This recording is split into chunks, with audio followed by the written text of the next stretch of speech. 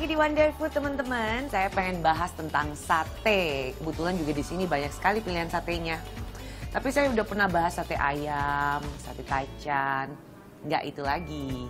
Saya mau bahas tentang sate marangi. Ini adalah sate khas dari Purwakarta. Tapi sebelumnya saya mau nanya-nanya dulu nih sama teman-teman Wonder Food. Kira-kira pada tahu nggak sih sate marangi? Sate marangi belum pernah sih, Mas. Oh, belum. Pernah? Pernah. Pernah dengar Jawa Barat ya, Purwakarta kalau nggak salah ya. Purwakarta. Kayaknya sih Purwakarta. Purwakarta. Kalau kalian pergi ke Purwakarta, sudah pasti kalian akan melihat banyak rumah makan yang menyediakan sate marangi di tiap sudutnya. Tapi tenang, sekarang juga udah banyak kok di beberapa kota di Indonesia yang menjual menu ini. Konon katanya, nama sate marangi tercetus dari nama seorang penjual sate yang bernama Mak Ranggi yang berjualan di daerah Cianting, Purwakarta. Sehingga dengan tidak sengaja ketika menyebutkan sate, pasti diakhiri dengan sebutan marangi. Sate marangi berbeda dari sate lainnya. Jika jenis sate lain langsung dibakar setelah ditusuk, sate marangi harus melalui beberapa tahapan lagi, yaitu melewati tahap perendaman dengan menggunakan aneka rempah yang bisa membutuhkan waktu hingga 1 hari. Dan ketika akan dibakar, sate ini pun kembali diberi bumbu yang menjadi ramuan khusus. Tata cara pembuatannya juga beda dari sate yang lainnya. Maka dari itu, sate marangi hanya ada di Purwakarta. Kalaupun ada di daerah lain, itu hanya penyebaran saja. Bahan utama untuk membuat sate marangi adalah daging kambing dan juga daging sapi.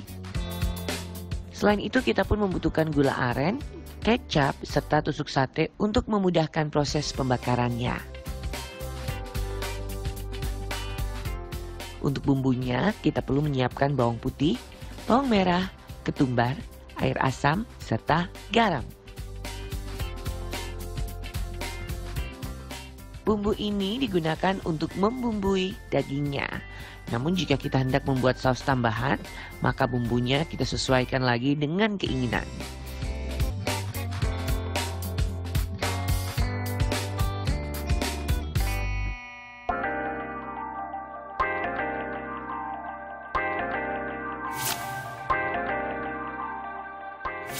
Itu kalau sate ayam biasa, itu kan kekuatan bumbunya itu pada bumbunya itu ya, bumbu yang disiram pada saat setelah sate matang.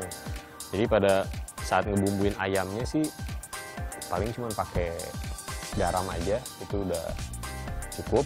Kemudian nanti baru kekuatan rasanya itu ya di si bumbu, misalnya bumbu kacang atau bumbu kecap. Nah kalau marangi itu bahasa kerennya bumbunya itu udah diinfuse ke dalam si satenya lagi. Tapi sebetulnya si marangi juga masih ada sausnya juga sih, biasanya pakai sambal kecap atau pakai kayak tumis oncom ya. Dia itu cara bikinnya kan dagingnya dimarinasi tuh, dibumbuin dulu, habis itu didiemin. Semakin lama bumbunya akan semakin meresap. Rasa yang paling menonjolnya itu biasanya ketumbar sama rasa manis dari ada campuran gula merah. Makanya sate marangi itu kan selalu kayak caramelize gitu ya. Jadi rasanya udah enak banget gitu. Jadi konsepnya satenya itu udah berbumbu, dagingnya itu udah berbumbu sebetulnya. Kalau sate ayam biasa nggak terlalu berbumbu, tapi bumbu kekuatannya itu di saus yang disiramkannya itu.